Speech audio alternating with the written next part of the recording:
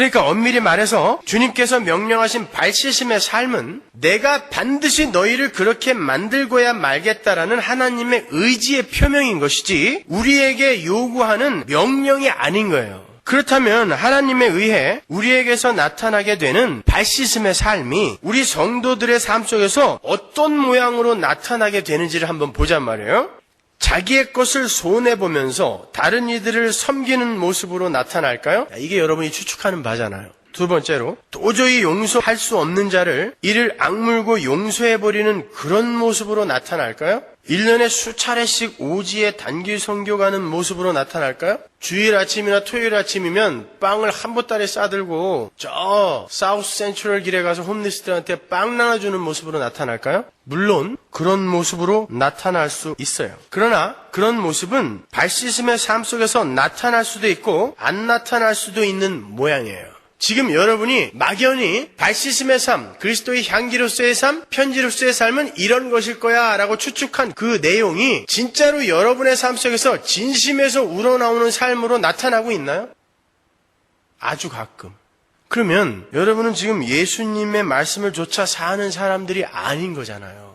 만약에 그 삶을 가리키는 거라면. 주님은 지금 그러한 도덕적이고 윤리적인 삶을, 착한 삶을 내놓으라고 이야기하시는 게 아니에요. 그게 발씻음의 삶이 아닌 것입니다. 그렇다면 모든 그리스도인들의 삶 속에서 반드시 풍겨져야 하는 발씻음의 삶의 향기는 무엇일까요? 다시 한번 빌립보서 2장으로 가겠습니다. 이제 외우죠. 거의.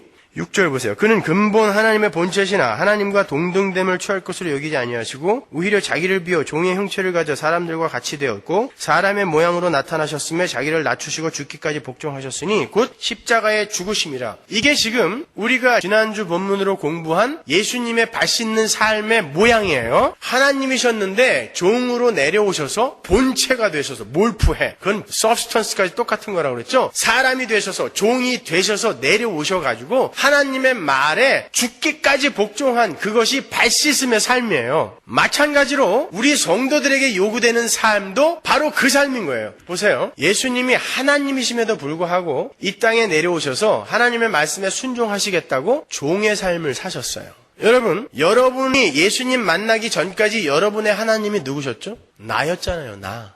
우리가 예수를 올바로 알기 전까지 우리 자신의 하나님은 나입니다. 하나님인 나가 태초의 창조의 목적으로 돌아가서 하나님 절대 의존적 존재인 종의 삶으로 내려오게 되는 것을 발씻는 삶이라고 하는 거예요.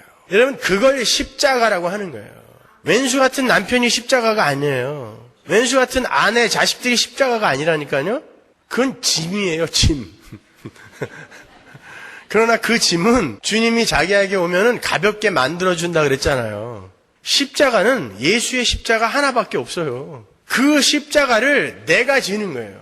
근데 내가 그 십자가를 온전히 질 능력이 없기 때문에 예수가 지신 그 십자가의 공로를 의지하여 그것을 내 거로 만들어서 내가 그 십자가의 은혜로 말미암아 그 십자가가 하나님의 철장이 되어서 나를 그렇게 하나님의 자리에서 내려와 하나님께 절대 순종하고 의뢰하는 종으로 만들어내는 데 쓰이게 되는 것입니다. 그 전체의 삶이 바로 발씻음의 삶인 거예요. 여러분은 하나님의 백성이기 때문에 반드시 그 자리로 내려가야 돼요. 그래서 그 향기가 안 나오면 안 돼요. 여러분이 하나님의 백성으로서 하나님의 종으로서 이제 여러분이 하나님의 자리에서 내려와서 하나님께 순종하게 되는 자기 부인의 그 삶을 사는 그 과정이 여러분의 삶 속에서 안 나타나면 안 돼요. 그래서 그걸 바로 성경이 향기라고 하는 거고 편지라고 하는 것이고 그것을 발씻김의 삶이라고 하는 거예요.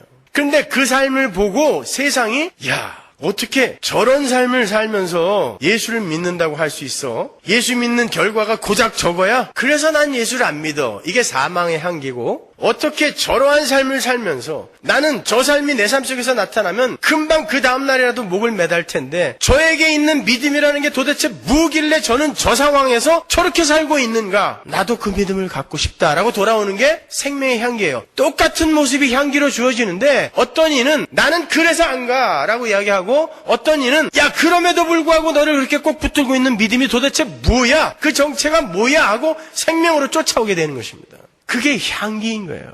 여러분이 도덕적으로 윤리적으로 아무리 겉만 번드르르하게 행해도 그런 모습 보고 사람들이 예수 안 믿습니다. 왜? 그거보다 더 착하게 사는 불교인들이 너무 많거든요. 그거보다 더 위대하게 사는 힌두교인들이 너무 많거든요. 그거보다 더 선하게 사는 이슬람교인들이 너무 많아요. 그건 발 씻는 삶이 아닙니다. 여러분이 발 씻는 삶을 살게 될 때 열매로 맺혀질 수는 있는 것이지만 그 자체가 발 씻는 삶이 아닌 거예요. 그래서 여러분의 삶 속에 그러한 여러분 자신이 부인되는 발 씻음의 삶이 나타날 때 당황하지 마시란 말이에요.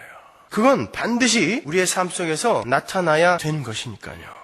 어떤 사람이 엄청나게 많은 재산을 하루아침에 날리고 이 땅에서 믿을 수 있는 건 재산도 아니고 건강도 아니고 가족도 아니고 오직 변치 않는 예수뿐이구나 하고 진리의 복음을 붙들게 되었다면 그 삶 자체가 바로 발 씻음의 삶이며 그리스도의 향기인 삶이며 하나님의 편지인 삶인 거야.